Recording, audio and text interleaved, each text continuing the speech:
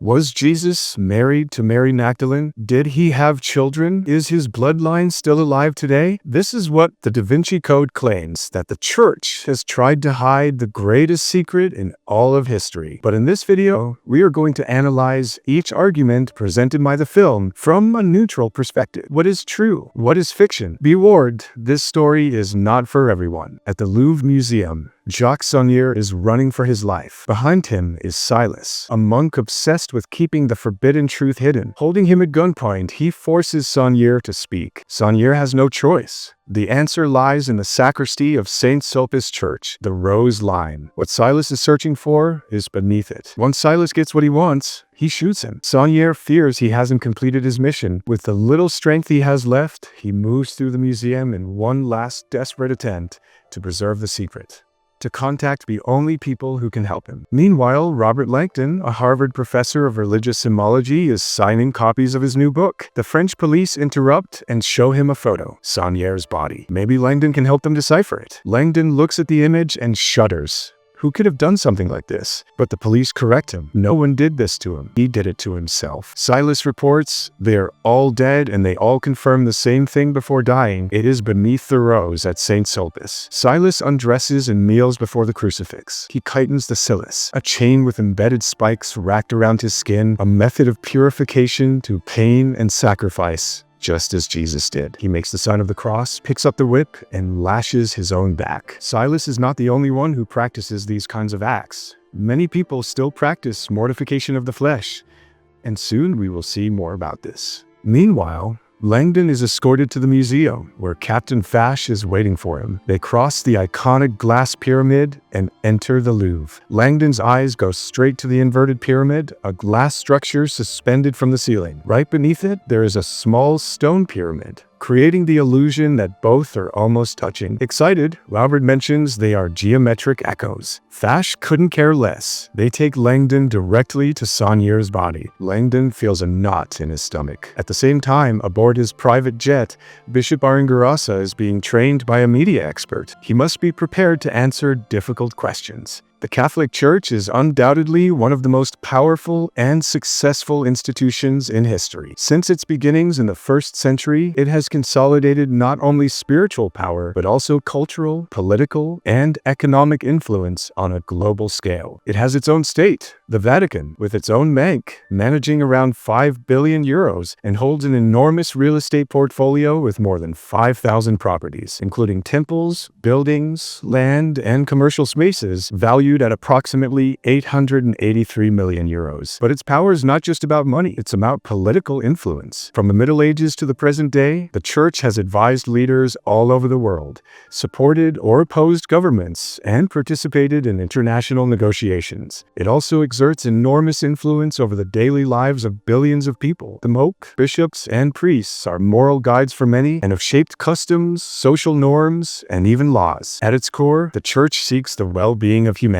Many of us have witnessed its help for the sick, migrants, orphans, and people living in poverty, as well as the comfort and support it offers to millions around the world. But like any powerful institution, it also raises questions. What happens behind the scenes? Do its leaders truly follow the values they preach when so much power is concentrated? Controversies, abuses, and conspiracy theories are almost inevitable. The media expert Aringarasa hired asks his opinion about Opus Dei, the Catholic organization to which he belongs. Some call it a manipulative cult, others an ultra-conservative Christian sect. Aringarasa replies that they are simply strict Catholics. They do not pick and choose which rules to follow or ignore. They follow doctrine to the letter. Opus Dei is one of the most controversial organizations within the Catholic Church. As Aringarasa says, they are deeply traditionalist, especially on topics such as carnal morality and the role of women. Some of its members still practice corporeal mortification, which involves causing physical discomfort or pain to strengthen the spirit, control passions, and unite with the suffering of Jesus. Some celibate members of Opus Dei wear a cilice, a small chain with spikes pressed against the skin for 2 hours a day. Once a week, they also self-flagellate, whipping their own backs with a small rope whip while reciting prayers. Although these practices are not mandatory, they are recommended. In fact, Saint Josemaria Escrivá, the founder of Opus Dei, viewed mortification as a key means to reach holiness and strengthen spiritual life. In his book The Way, he wrote, quote, "If you are not mortified, you will never be a soul of prayer." Of course, yin just means silices or wicks. For Josemaria, mortification also included small acts of sacrifice in daily life, like giving up certain pleasures or patiently accepting uncomfort. But physical mortification was indeed part of his spiritual vision. Suddenly, his phone rings. It's the master, who informs him that Silas has fulfilled his part of the deal. The operation is about to close. Aringarasa smiles. That night, he will attend the council and ensure that the master receives his payment. Langdon looks at Saunier's body and recognizes the reference. The Vitruvian Man, one of Da Vinci's most famous drawings, but there's a star carved on his chest. Fash insists it's a satanic symbol, but Langdon explains it doesn't have to be. The star can also represent Venus, the feminine half of all things. Fash doesn't seem convinced. He shows Langdon the message Saunier left with invisible ink, a series of numbers, and a strange phrase, Diabol Indracon LNA LASNO. Suddenly, a woman bursts into the room. It's Sophie, a cryptographer from the police.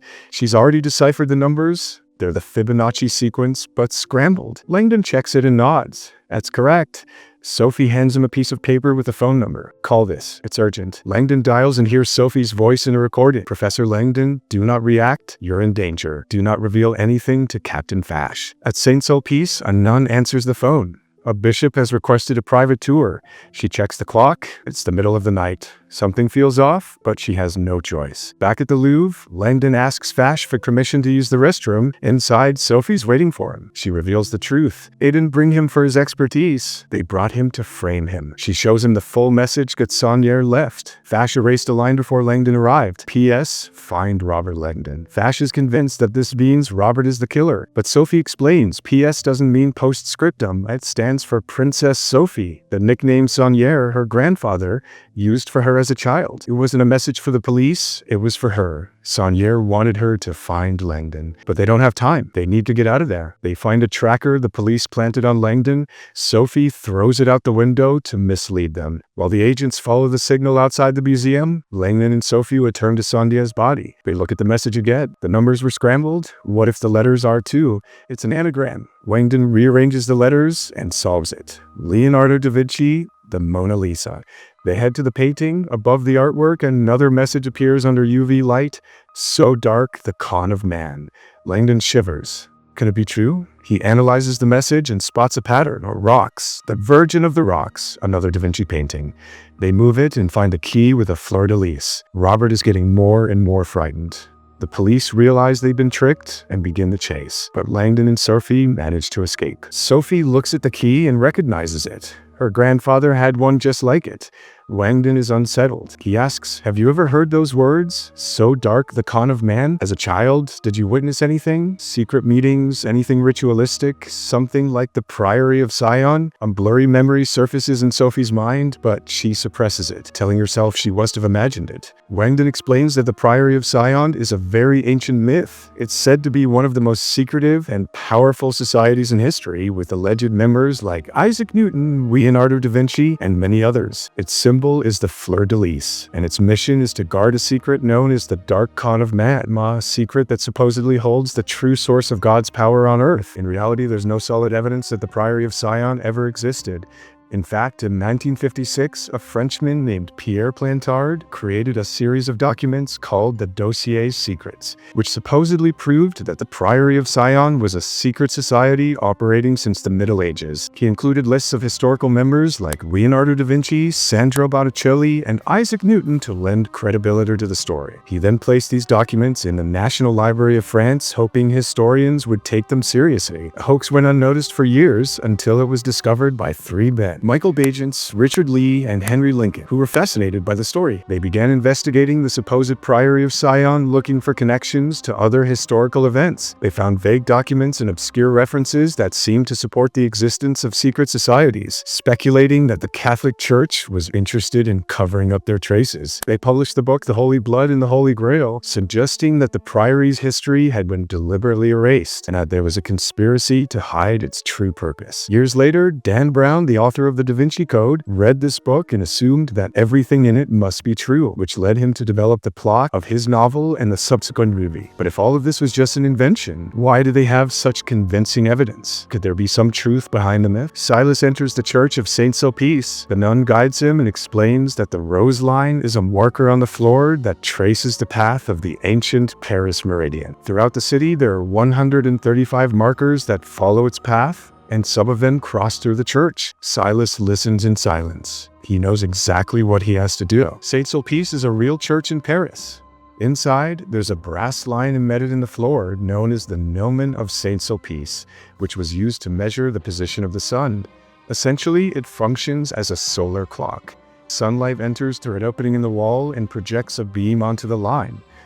Throughout the year, this point of light moves along the line, allowing key dates to be marked like the equinoxes and solstices. This made it possible to accurately calculate when Easter and other religious festivities would begin. In reality, the rose line does not exist. It's an invention based on the gnomon of Saint Sulpice. Silas suggests to the nun that she should leave. She understands immediately and rushes to make a call. Silas breaks the floor and destroys the rose line. Beneath the stone's inscription, Job 38:11. It was a trap. Langdon and Sophie remain hidden from the police. They need a plan. Sophie remembers the riddles and treasure hunts her grandfather used to give her as a child. They always ended with the same question: what is the next step? Langdon explains to Sophie that the Priory of Sion has existed for over 1,000 years and was behind some major historical events, including the Crusades. In the Middle Ages, a French king organized a crusade to conquer Jerusalem, but the idea wasn't his. Behind it was the Priory of Sion and its military arm, the Knights Templar. Their true mission was to find a relic lost since the time of Jesus, something considered essential by the church. And one day they succeeded. They took their discovery to Rome and presented it to the Pope. In exchange for their Silas, the Vatican granted them unprecedented power. Over time, the Templars became too powerful.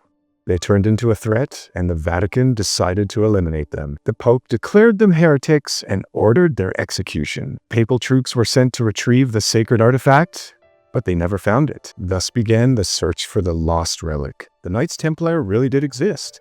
During the Middle Ages, thousands of Christians from all over Europe traveled to Jerusalem and other holy cities on pilgrimage, but the roads were dangerous. Bandits, wars, and conflicts between kingdoms and religions meant many were robbed or killed before reaching their destination. To protect the pilgrims, the Order of the Temple, better known as the Knights Templar, was founded. The Catholic Church granted them special privileges. They didn't pay taxes, they answered only to the Pope, and they received donations from kings and nobles who supported their mission. Over time, their role grew far beyond protecting pilgrims. They became the bankers of European nobility, managing fortunes, lands, and assets, which made them incredibly powerful and wealthy. But in 1307, King Philip IV of France had a problem. He was deeply in debt to the Templars and couldn't pay them back. So looking for an excuse to get rid of them and seize their wealth, he accused them of heresy, blasphemy, and secret practices. Under torture, some Templars confessed to crimes they most likely never committed. This gave the king the justification he needed to convince the Pope that the order should be dissolved. And so in 1312, the Templars were officially eliminated and their assets confiscated. But even though the Knights Templar really did exist, their founding had nothing to do with finding a sacred relic, much less with the Priory of Sion, since, as we saw earlier, it didn't even exist. Sophie says she's never heard of that relic, but Langdon assures her she has, just by another name. The Holy Grail is one of the most famous and mysterious relics in history. It's said to be the chalice that Jesus used at the Last Supper and the cup in which Joseph of Arimathea collected his blood after the crucifixion. But in reality, nowhere in the Bible is there mention of a special chalice, nor of anyone saving Christ's blood in a cup. In fact, the first time anyone spoke of the Grail wasn't in a religious text, but in a fantasy story. In 1190, the writer Chrétien de Troyes mentioned the Grail in a tale, but it wasn't a chalice and had nothing to do with Jesus. It was a magical dish that could heal illnesses and provide endless food to whoever owned it. Years later, another writer, Robert de Boron, took that idea and gave it a Christian twist. In his version, the Grail was indeed the chalice of the Last Supper and the sacred vessel where Joseph of Arimathea collected Christ's blood, and no longer provided endless food, but instead granted divine divine grace, spiritual enlightenment, and even eternal life, but only to those who were worthy. From there, the legend grew. The Grail transformed from a fantasy object into a sacred symbol, and over time, many stories have linked it to the Church, the Templars, and conspiracy theories. So, did Saunier know where the Holy Grail was, or maybe something even bigger? They look at the key with the fleur-de-lis. It's for a safety deposit box. Meanwhile, at Saint-Sulpice, the nun dials Saunier's number. The others on the list are dead. The lie has been exposed. The goddess has already been broken. She begs for his help, but it's too late. Silas is there, and he recites the words from Job 38:11, "This far you may come, but no farther." He demands to know where the key is, but the nun remains silent. Silas picks up a stone and strikes her, leaving her lifeless. He kneels beside her and prays for her soul. Meanwhile, Arigorasa meets with the Council of Shadows. He asks for 20 million euros to give to the Master, the man secretly helping them destroy the Holy Grail and protect the faith. Langdon and Sophie arrive at a private bank. The key they found opens a safety deposit box. Inside, they find a small box with a carved rose, the symbol of the Holy Grail. The police are on their way, but they manage to escape. Sophie opens the box with the rose. Inside, there's a cryptex, a device designed by Da Vinci to store secrets. The message is written on a papyrus scroll wrapped around a vial of vinegar. If someone tries to force it open, the vial breaks and the vinegar dissolves the papyrus, destroying the message forever. The only way to open it is by aligning the 5 discs to spell out the correct word. In reality, the cryptex wasn't created by Leonardo da Vinci, it was invented by Dan Brown for his novel. However, the idea that da Vinci might have designed something like that doesn't seem far-fetched. He was passionate about engineering and left behind hundreds of sketches of machines, ears, and even advanced locks. He was also said to have a fascination with riddles and hidden messages, and there are several reasons for this belief. For one, he was left-handed and wrote backwards from right to left. Some believe he did this to hide his ideas, but in reality, anyone with a mirror could read his notes without difficulty. Most likely, he simply wrote that way for comfort, not secrecy. Another reason is the belief that some of his works, like the Mona Lisa or the Last Supper, are filled with hidden messages and secret symbolism. In truth, most of these theories are modern exaggerations. Yes, Da Vinci was a master of detail and used symbolism in his paintings, but no more than other artists of his time. There's no evidence that he embedded coded messages in his works. Moreover, because he was a genius ahead of his time, many theories link him to secret knowledge or hidden societies, but there's no proof of any of that. Sophie smiles, remembering how as a child, her grandfather once made her a cryptex. Langdon takes a deep breath. That can't be a coincidence. He says to Sophie, "What if your grandfather was preparing you for the Priory?" Sophie doesn't want to hear it, but for Langdon, it's obvious. He gave her riddles, a cryptex. They decide to seek answers from Lee, an expert on the Holy Grail. Lee explains that the members of the Priory are scattered around the world with a single mission: to protect the greatest secret of modern history. But contrary to what many believe, this secret is not the source of God's power on earth. It's the source of the Church's power. Sophie doesn't understand how a chalice could hold so much power. Lee clarifies that the Holy Grail is not a cup and never was.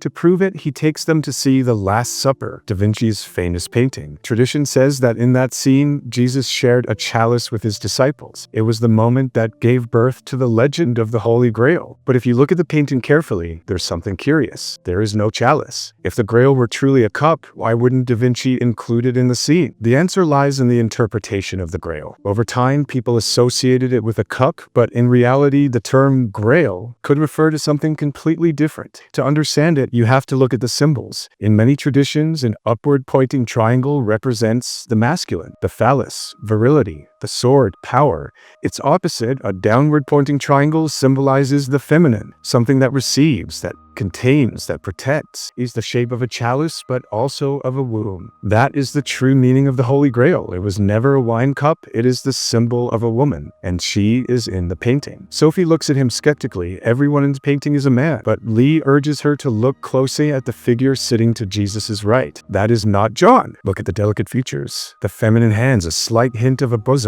It's Mary Magdalene, Jesus' wife. Lee points out another detail. Jesus and Mary wear complementary colors, mirroring each other as if they were reflections. Additionally, the space between their bodies forms a chalice-shaped void. Leonardo is revealing what history tried to hide. And if you move Mary to Jesus' other side, her posture fits perfectly with his, as if she were leaning on his shoulder as his partner. Let's break this down, starting with why they're earring to large chalice in Da Vinci's Last Supper. In many earlier paintings, Jesus is shown with a chalice at the center, but Da Vinci broke that tradition by placing several wine glasses around the table. This could be for three reasons. First, he loved to innovate. He didn't enjoy simply copying what had already been done. He always looked for new ways to represent scenes. Removing the chalice was likely just one of many creative decisions he made to set his work apart. Second, the focus of his painting isn't on the moment when Jesus turns bread and wine into his body and blood, but rather when he announces that he will be betrayed. That's why the chalice isn't highlighted. Instead, the reactions of the disciples take center stage. This shift in focus was another creative choice to break tradition and make his painting unique. Third, the Bible doesn't mention any special chalice. It simply says Jesus shared wine with his disciples. The idea of a sacred chalice comes more from artistic tradition than from the biblical text. When it comes to triangles in Da Vinci's time and culture, they weren't symbols of masculinity and femininity. Their meaning was more connected to the Trinity, the Father, Son, and Holy Spirit, and the inverted triangle or chalice represented the Eucharist, not femininity or the womb. Even though in some cultures, triangles have come to represent masculine and feminine qualities, there's no evidence that Leonardo was aware of or influenced by that symbolism. So if there's a triangular space in his painting between Jesus and John or Mary Magdalene, it's most likely just a compositional choice, not a hidden message. Now, regarding the figure of John, it's true he definitely looks more feminine than the others, but that doesn't mean he's a female figure. John was the youngest of the apostles, and back then it was common for artists to portray young people with soft features, smooth skin, and no beard, not to make them look feminine, but to symbolize innocence. This wasn't unique to Da Vinci. In earlier paintings, like those by Andrea del Castagno and Dietrich Bautz, John also appears with a delicate appearance. It was an artistic convention, not a secret message. The same goes for the colors of his garments. Da Vinci chose them to balance the composition of the painting and to draw the viewer's attention to Jesus, the true protagonist of the scene. And what about John leaning on Jesus? How do we explain that? Well, in most representations of the Last Supper, John is usually shown resting on Jesus's chest since he was considered his beloved disciple. That was the convention of the time. But Da Vinci, wanting to break with tradition, decided to separate him, making Jesus the absolute center of the scene. Yet,